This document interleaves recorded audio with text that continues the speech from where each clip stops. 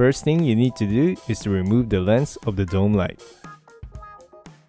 Now gently pry off the lens. You can just pry it off by your fingers.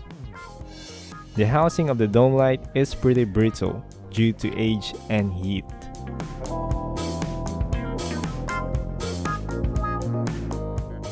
The lens has 4 tabs, and it is locked into the center piece, which is a movable switch. Remove the bulb to gain a better access.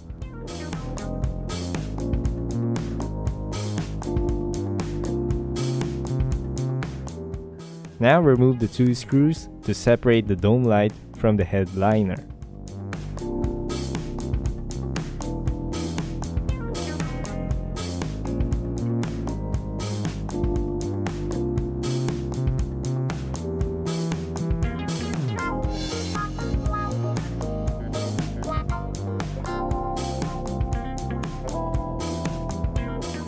Then, pull the socket. Don't forget to press the lock when pulling the socket. And there you have it. Thank you very much for watching, and God bless.